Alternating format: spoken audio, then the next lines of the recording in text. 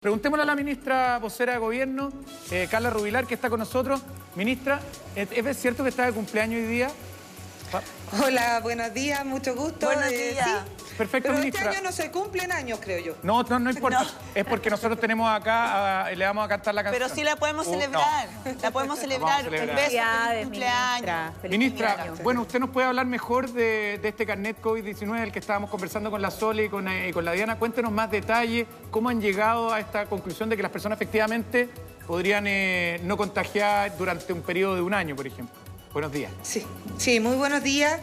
Estamos enfrentando una pandemia, como ustedes muy bien saben, donde todavía estamos conociendo cómo se comporta este virus y la información que tenemos con la evidencia actual dice que pudiéramos tener personas que al contraer la enfermedad generan una inmunidad que va a durar una cierta cantidad de tiempo con una altísima probabilidad, como ha planteado el ministro Mañalich. No obstante, también hay que ser bien claros de que estamos aprendiendo, estamos conociendo y esto es con la evidencia que tenemos en este momento. Y en ese sentido lo que hemos planteado es cuándo vamos a dar de alta a ciertos pacientes.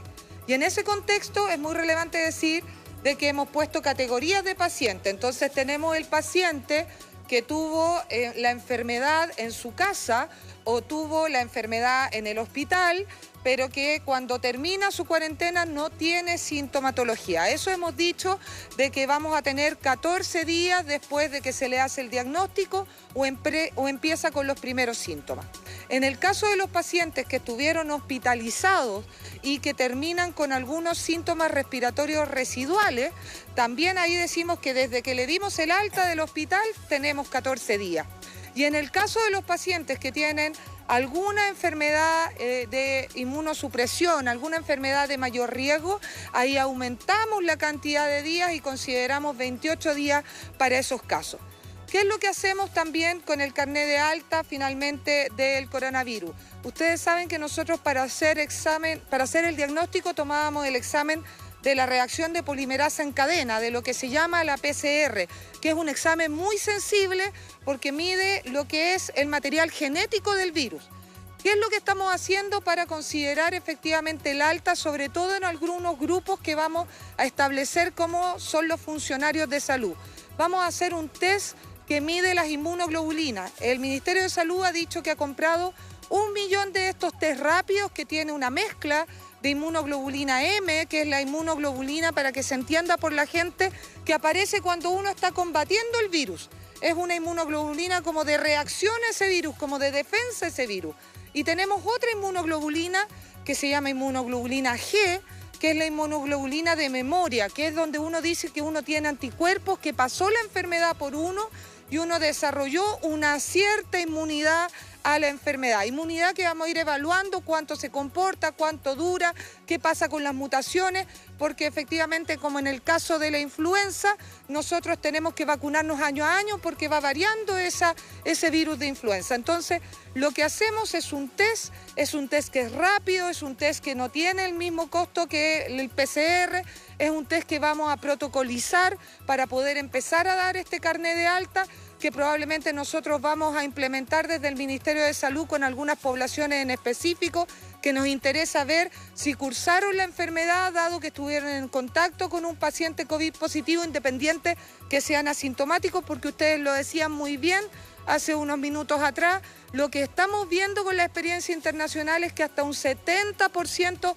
puede cursar la enfermedad de manera asintomática y por lo tanto vamos a ir a ciertos grupos, por ejemplo, ciertas personas en los grupos de LEAM donde haya existido algún paciente coronavirus positivo, algún lugar en las cárceles específicos, los funcionarios de la salud, algún lugar donde hayamos tenido un brote como una región en particular, y también podríamos ver, si es recomendación de los expertos, empezar a tantear cuál es la situación de la población en general de manera aleatoria. Eso es lo que estamos trabajando con los expertos y debiera estar completamente normado antes del día lunes, donde vamos a dar a conocer cuándo empieza la entrega del carnet de inmunidad. Ministra, ¿cómo está? Muy buenos días, feliz cumpleaños también. Muchas Algunas gracias. preguntas cortitas para usted para dejarlo sumamente claro. Aquellas personas que van a recibir el carnet de alta a través de su teléfono celular no necesariamente van a ser sometidas a este test de inmunoglobulina, ¿es así? Es así, en una primera etapa al menos tenemos establecidos que no todas las personas que tengan acceso a este carnet de alta va a ser porque hayan pasado un test de inmunoglobulina.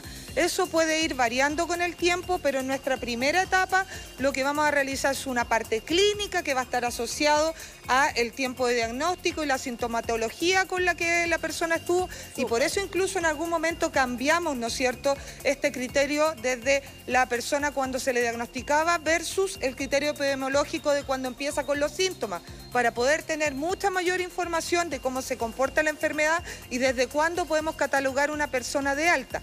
Y eso no significa que el día de mañana, con mayor acceso a estos exámenes de inmunoglobulina, no podamos avanzar a un testeo un poquito más masivo que incluso otros países han realizado. Nosotros nos hemos especializado en nuestro diagnóstico a través de PCR, que es el examen más sensible y más categórico.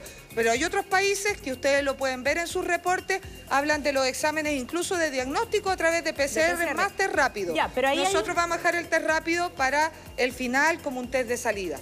Bien, pero ahí hay una novedad que es súper interesante, que es dentro de algunas semanas las personas incluso podrán acercarse a las clínicas o a los hospitales sin una orden médica para poder hacerse este examen de inmunoglobulina. ¿A quién se lo recomienda ustedes como autoridad bajo el criterio sanitario? Porque ahí ya las cosas se solucionan bastante más. Además, un examen bastante simple, se asemeja a la toma de la glicemia. Es como ese tipo de examen. Efectivamente, es un examen bastante simple, un examen que debiera ser bastante más barato que lo que es la PCR, y nosotros lo que vamos a hacer es normar este millón de test que tiene el Ministerio de Salud para ir a estas poblaciones objetivo que acabo de describir.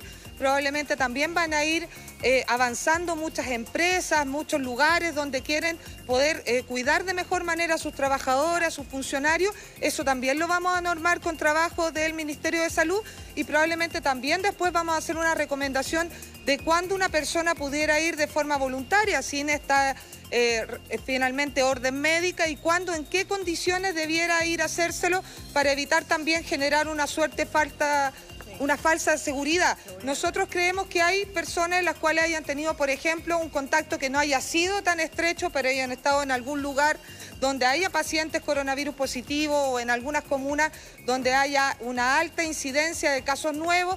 Tal vez después de un tiempo uno podría ir recomendando avanzar hacia un test de inmunidad, porque probablemente incluso lo haya cursado de manera asintomática y esté con la inmunidad.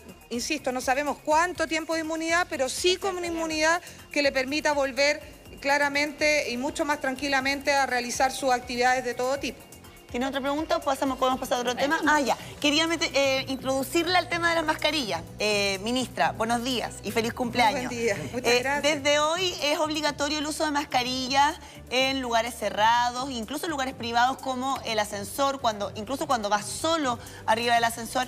Pero hay una medida que tiene que ver con la cantidad de personas, que dice que en un lugar cerrado, si yo estoy con más de 10 personas, es obligatorio el uso de la mascarilla. Mi pregunta va en ese sentido. ¿No habría sido más fácil dictaminar uso obligatorio de mascarilla en lugares abiertos y cerrados, independiente del número de personas? Porque eso como que lleva un poco a la confusión. Sí, Diana, yo creo que usted tiene razón en su pregunta.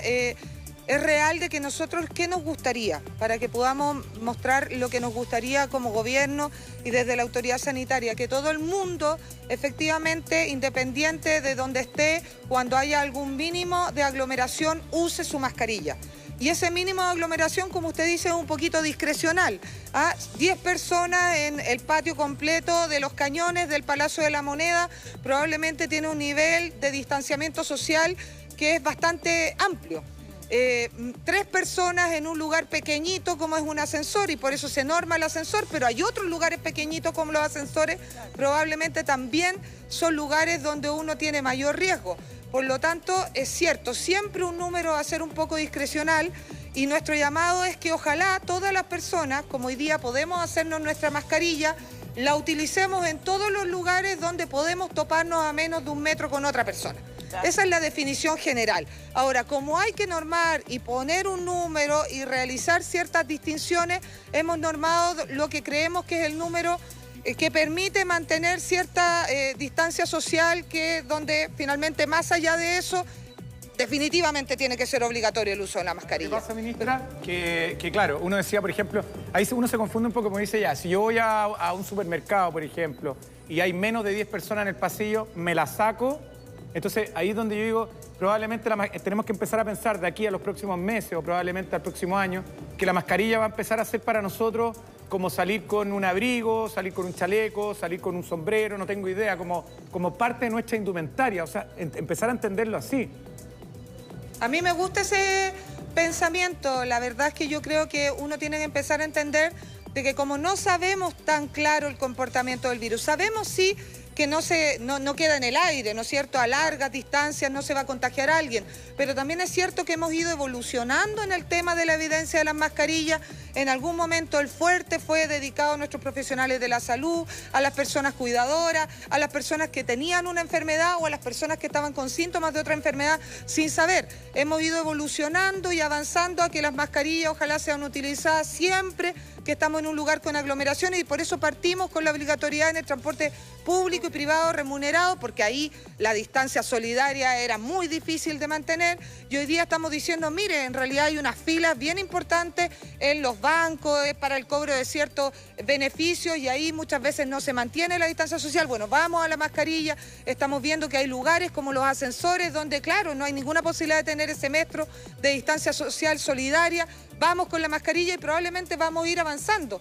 Y lo que hoy día se plantea finalmente es que como tenemos la posibilidad de hacernos una mascarilla artesanal en la casa, está esta suerte de manual, de este tutorial, ¿no es cierto?, que ojalá se agregue a nuestra forma de vivir para autocuidarnos y cuidar a los demás lo máximo posible. Ahora, también es cierto que si hay alguien en la calle abierto, en una plaza, y no hay nadie más, y no tenía acceso a una mascarilla o no pudo tener acceso a una mascarilla, también significa sancionarlo con 2,5 millones de pesos. También ahí hay una delgada línea donde también es un poco de criterio también, efectivamente. Pero claro, ese es el problema, el criterio, porque finalmente si es una norma no podemos dejarlo abierto al criterio de las personas.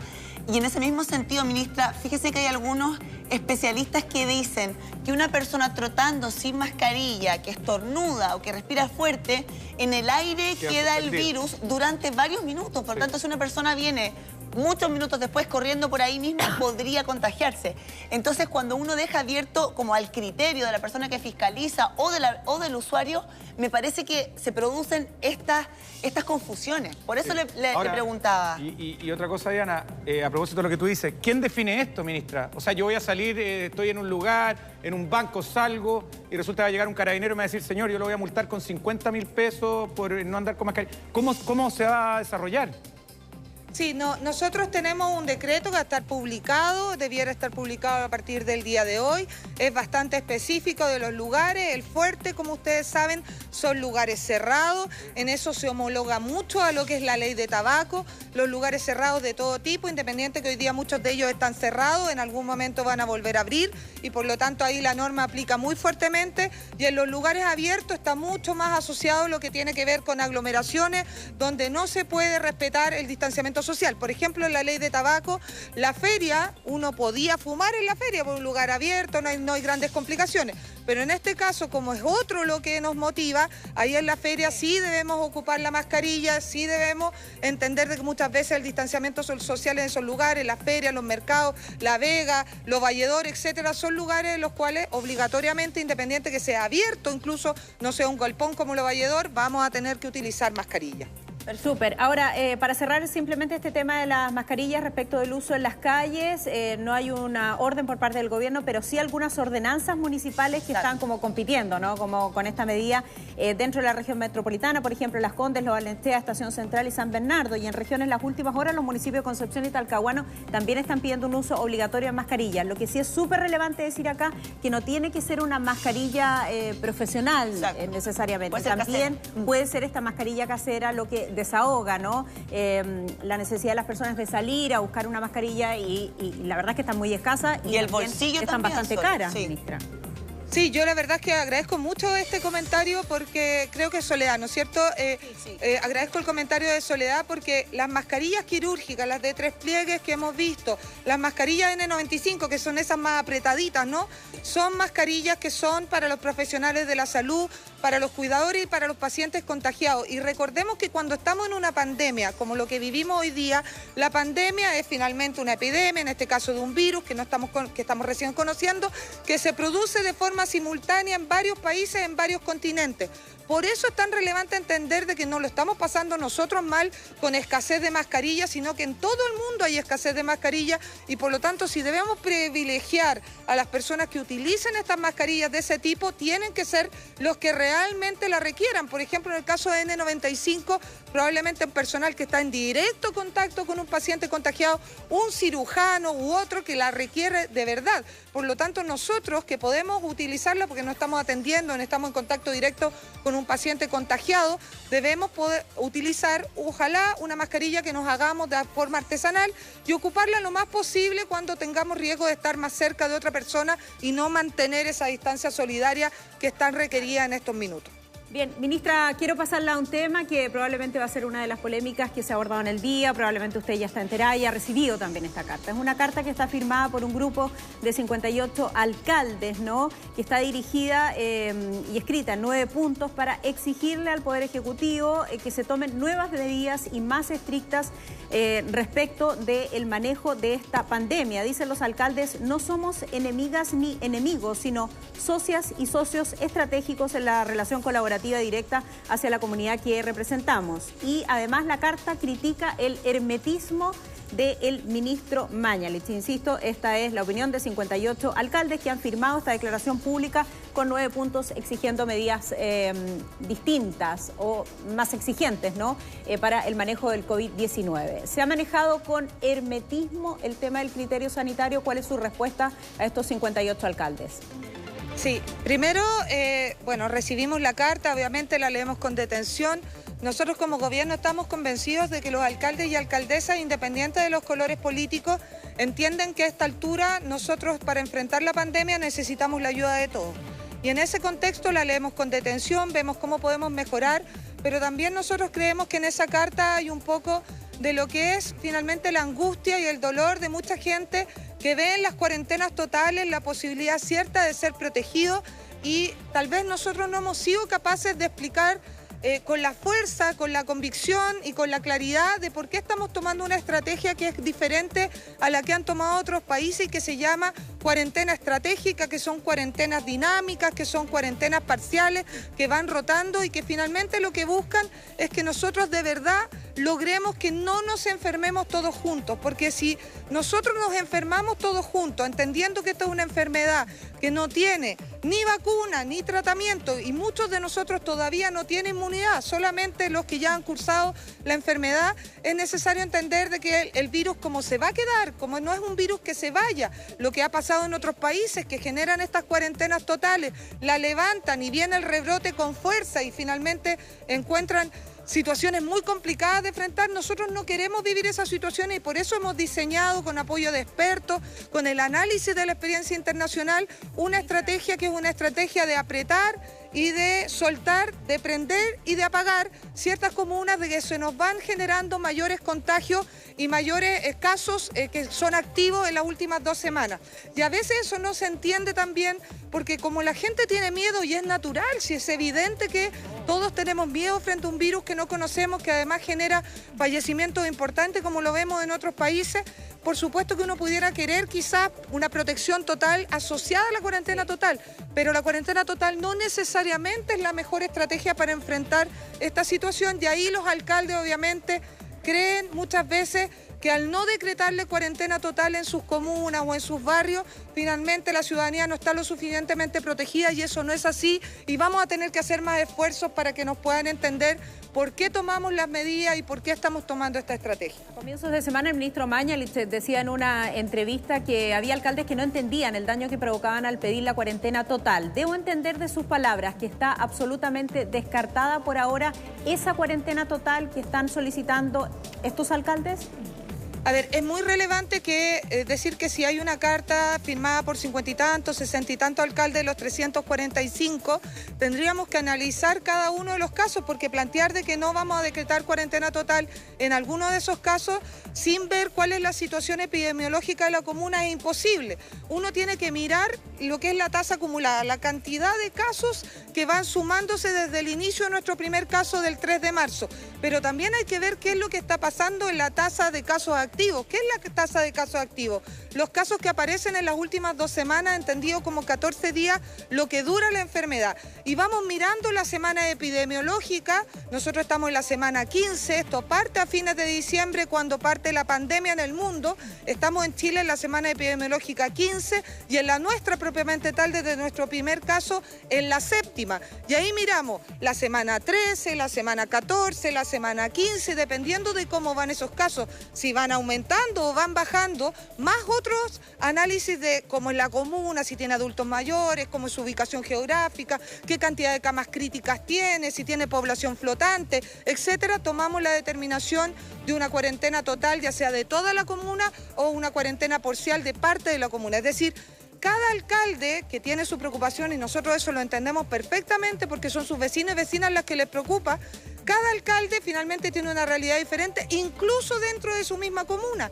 Y por eso en el caso de San Bernardo tomamos una parte de cuarentena, en el caso de Puente Alto una parte de cuarentena, porque vamos como casi quirúrgica al lugar donde tenemos que tomar una acción tan relevante como la cuarentena total, que como decía el ministro, no es inocua, porque tiene temas sanitarios que son como una suerte de efectos adversos también. Sí. Ministra, quiero llevarla a otro tema porque ayer el presidente Piñera promulga esta ley de indulto conmutativo, que en la práctica y en palabras muy simples para la gente que nos está mirando, significa que 1.300 internos, reos de las cárceles, van a poder cumplir el resto de la pena en sus casas. Es una medida bien impopular, ministra, y por supuesto surgen varias interrogantes respecto de, por ejemplo, ¿cómo se va a fiscalizar y cómo el gobierno va a evitar que estos reos vuelvan a delinquir? Sí, bueno, es muy relevante decir de que se ha promulgado una ley que pasó por el Congreso, que lo que buscaba era una ley finalmente conmutativa de penas humanitaria por razones sanitarias. Está asociada al COVID porque para nadie es desconocido de que en nuestras cárceles tenemos condiciones de hacinamiento que no hemos podido superar. Y en ese contexto dijimos, bueno, ¿qué personas que no hayan cometido delitos más graves? Dejamos afuera los delitos más graves, homicidio, violación, de lesa humanidad y otros. Los más graves los dejamos fuera. Y los que no han cometido esos delitos más graves, pero que están en condiciones de vulnerabilidad, nuestros adultos mayores, nuestras mujeres embarazadas, nuestras mujeres que tienen hijos menores de 2 años, ¿cómo podemos hacer de que ellos, como no han cometido estos delitos de alta connotación social y graves, pero están en prisión, están privados de libertad, puedan ir a cumplir esta pena con un arresto domiciliario total? Y eso fue lo que hicimos con esta ley que se aprobó, la que le agradecemos obviamente al Congreso también el apoyo, y en ese sentido tenemos mecanismos de fiscalización, como tenemos siempre en lo que son las medidas alternativas en estas circunstancias. Esperamos obviamente que se respete este cambio conmutativo humanitario y se cumpla como corresponde, porque aquel que no lo cumpla va a tener que volver a la cárcel. En estricto rigor, quien violente esta posibilidad que se le otorga de pasar su condena de una mejor forma, más digna, dada su condición de vulnerabilidad, quien lo violente, quien lo vulnere, va a volver a la cárcel a tener privación de libertad en estos recintos cerrados. Por lo tanto, nosotros esperamos que estas personas, que son las más vulnerables que teníamos en las cárceles, que son las que tenemos que visibilizar, porque la privación de libertad es la sanción, pero no es la sanción de que estén más expuestos, sobre todo las personas más vulnerables, en una situación tan difícil como una pandemia, arriesgando su vida. En este caso, obviamente aprovechen, la valoren como la situación humanitaria, la clemencia que finalmente estamos generando como Estado para ellos en estos minutos. Ministra Rubilar, le queremos agradecer por su tiempo, le volvemos a reiterar nuestras felicitaciones de cumpleaños y como hoy día es viernes, puede celebrar virtualmente con sus amigos. Que lo pasen muy bien, ministra. No, y les agradezco el saludo, muchísimas gracias, que tengan un lindo día. Que esté bien. Que tengan una excelente jornada, ministra. A celebrar virtualmente. Sí.